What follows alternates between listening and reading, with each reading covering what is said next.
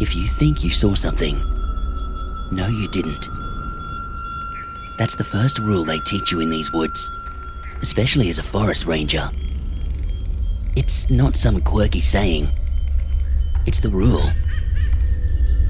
You learn fast that the things you think you see, they're better left deep buried in the back of your mind. Because when you start asking those questions about those things, bad things happen. Really bad.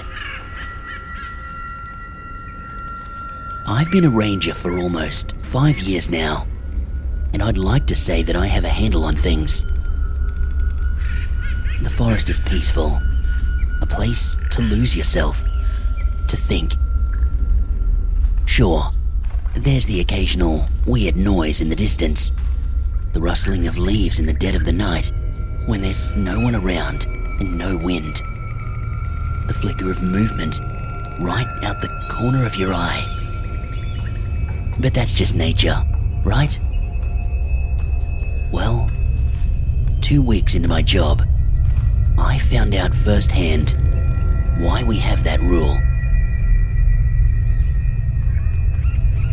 I was doing my regular rounds, checking the perimeter, making sure the trail markers were still intact and that the cabins were locked up tight.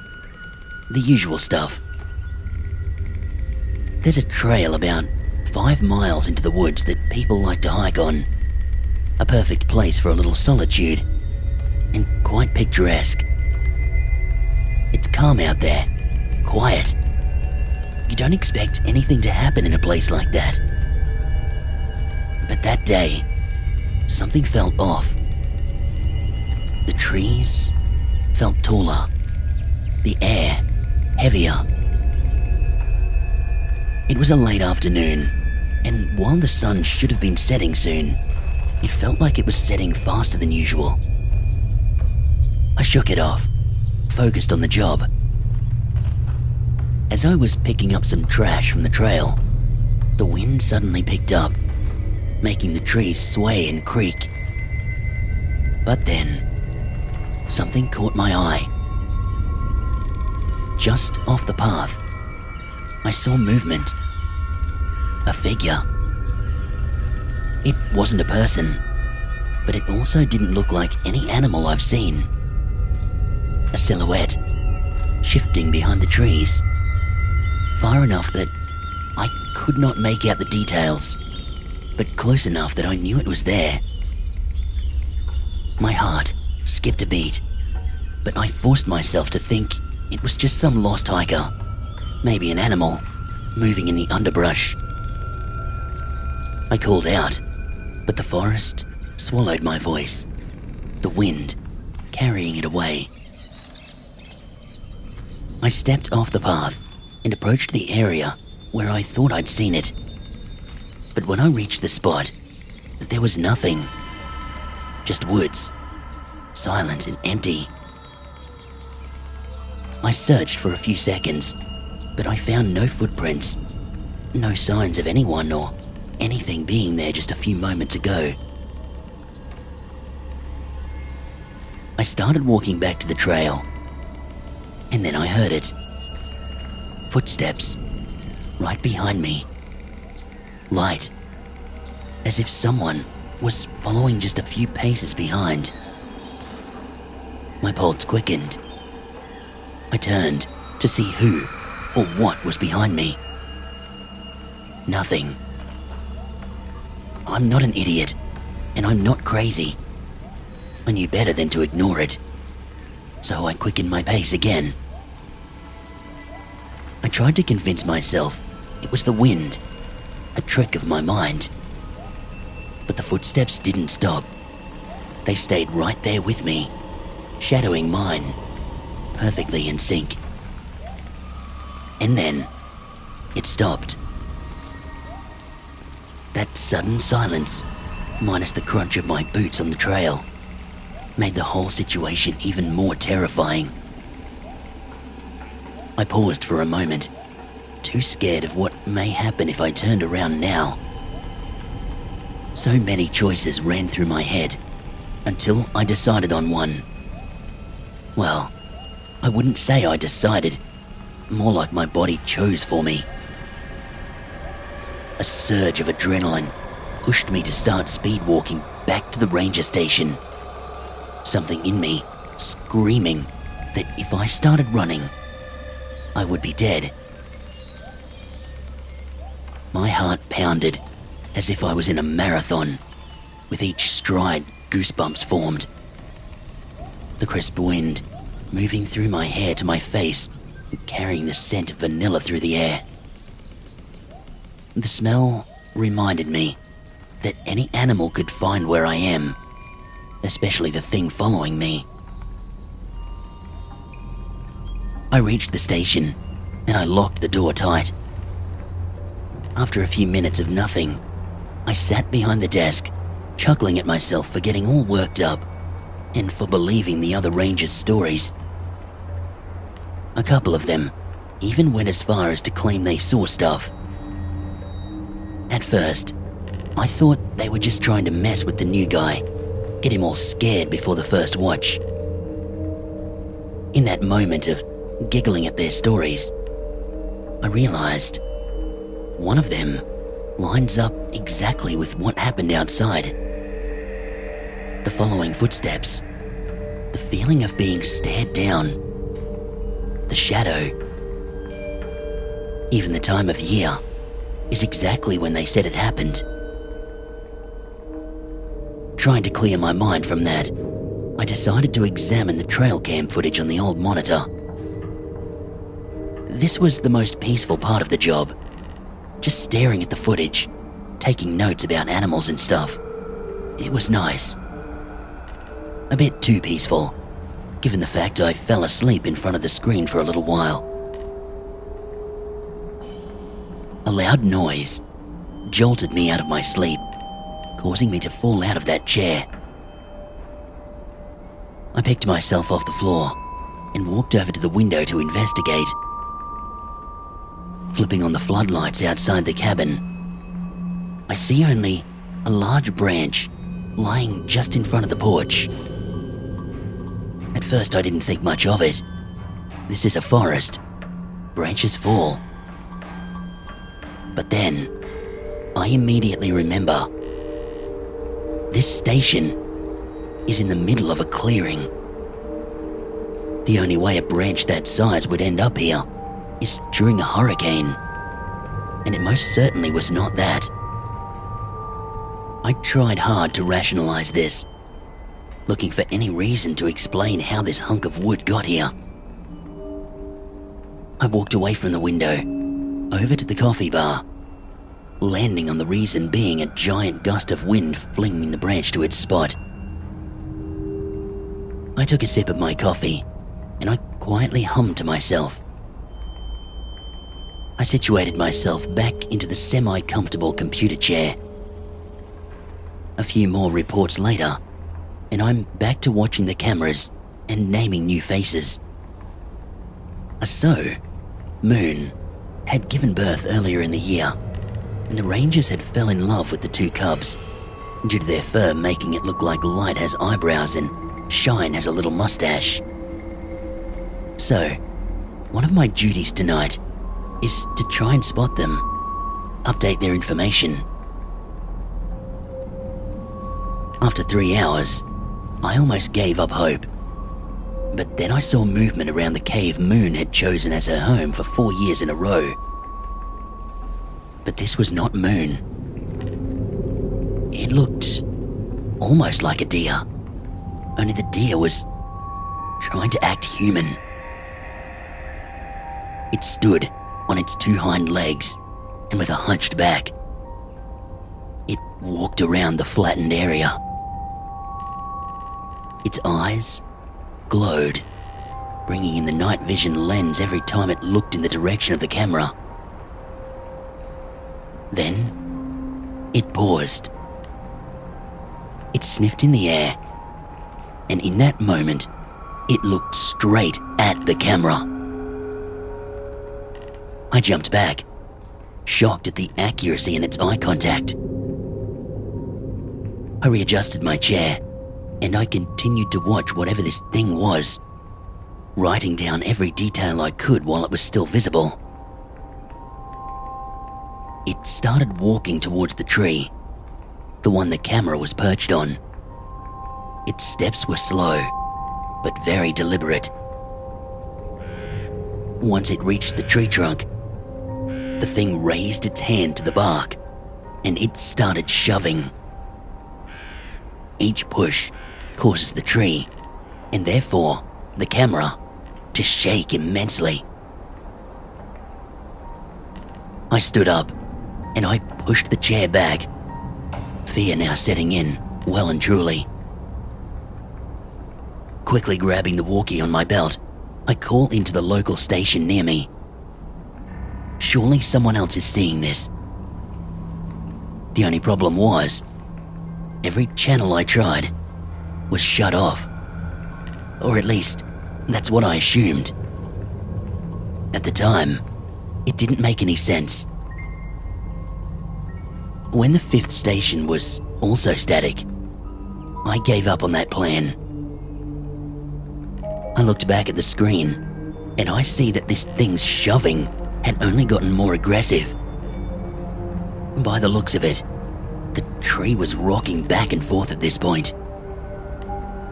Then, off in the distance, the loud sounds of groaning, cracking, and popping. Moments later, a loud crash followed, and the camera cut off signal.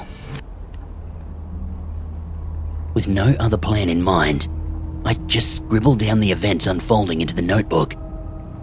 Semi-worried that no one would believe me, but also worried this will be the pages that the police would find for evidence. Things did not stop there. Not even 10 minutes later, another trail cam, the one filming the trail I checked earlier, showed movement. This activity was different though. The dark shape moving quickly, too quickly, back and forth in front of the camera, as if it was playing with it. I continued my notes until I glanced up and saw it staring right at the camera again. Its face was closer than before, close enough that I could truly see what was out there. It wasn't a deer. Not completely anyway. Its head was shaped like a German shepherd's, and its eyes sat too close at the front of its face, once again glowing in the night vision. The sight of this thing made me scream. I slapped my hands over my mouth and I stared at that computer screen. It was no longer looking at the camera. Now, it was looking in the direction of the cabin. My eyes clenched shut as a few tears run down my face, the fear taking complete hold of me. Quiet sobs left my mouth as I checked the camera once again. And it's gone. You would expect my reaction to be relief. No, it was not. To the depth of my core, I knew it wasn't really gone. All I could think was, it's coming here. It's coming here. It's coming to me. I started rummaging through the drawers of the desk, wincing at every creak of the steel as they open. In the left bottom drawer, I found a spiral notebook with no cover page. The first thing written, talking about specific animals to avoid due to temperament. I very nearly tossed it aside, but the loose cover page at the bottom of the drawer caught my eye. In case of any emergencies, it read. At this point, I thought anything could help. Plus, this should count as one of those emergencies, right? Thank God for whoever was looking out for me, because on the second page in the notebook, I learned there is a specific flare gun kept behind our antique painting of the forest. I run over to the wall and I take down that painting, setting it on the mantle of the fireplace. And just like the notebook said, a small, recessed shelf hidden behind the picture held a red flare gun with 3 rounds sitting next to it. I hurry back over to the notebook again and see written at the bottom in red, "In case of unique emergencies, fire 3 shots into the sky." The sound of leaves crunching loudly catches my attention and breath. I stand there, paralyzed in terror, unsure of what to do. I can't go outside, and I can't fire the flare gun in here. If I open a window to fire, it will definitely get to me before I could even fire off a round, let alone 3 of them. The lack of options getting to my head, I began to pace back and forth. Then, the steps outside stilled, replacing the sound with jagged breathing. Through the monitor, I can see this thing was standing in the middle of the small gravel parking lot, staring at the station with its head tilting ever so slightly. I run into the back office, flare gun and cartridges in hand, and I lock the doorknob and the 2 deadbolt locks. I always thought these were for bear attacks, but it seems situations like these have happened before. Looking around the tattered office, I hope to find anything that could help me. I noticed that the light hadn't been turned on and look up to see a skylight with a small black handle. I grab the stepladder and reach for the handle to see which way it opens. Twisting it slowly, I gently push up, and it doesn't budge. The bookcase in the office was at the perfect height and spot to sit with your foot on the step stool for balance, so I did just that. I pushed a little harder, but still, it didn't budge. On a whim, I tried pulling it open, and it worked. I pulled the cartridges out of my pocket, and I opened the window just enough to aim the flares at the sky. I load the first one and aim it at the moon. 1 down. With the other 2 in my hand, I quickly reload another cartridge and I squeeze the trigger. 2. 1 more to go. The sound of a loud stomp from the roof almost caused me to drop the last round. I quickly caught it and shoved the round into the flare gun. The sound of heavy footsteps nearing me, raising my adrenaline and causing me to shake. I aim at the moon and pull. Last one gone. Okay, help is coming. I slam the window shut and twist the handle to lock just as this thing jumped into view. It stared at me through that glass, its eyes wide enough to see the whites. The thing opened its mouth into what I can only assume was a smile, revealing unnaturally sharp teeth. It opened its mouth further, and it let out a shriek. I cower, and I end up falling off the bookshelf, my landing cushioned only by the scattered reports and other papers. Groaning, I pull myself into the fetal position and wait for one of 2 things to happen. Help arrives and somehow rescues me, or this thing makes me its next meal. The sound of hooves slamming on the glass had me leaning toward the latter being more realistic. I rock back and forth, each slam of its hooves making me wince. It didn't take long for the sound of the glass starting to crack to fill the air. I held my breath, unprepared for what horror lay in store. And then, I heard it. The sounds of multiple vehicles from all around the cabin swiftly pulling up, and the stomping noises stopped. The sounds of car doors slamming and 3 gunshots rang through the air. I looked up at the skylight. The thing was gone. The rangers from the other stations banged on the front doors. It took me a minute to compose myself and then let them in.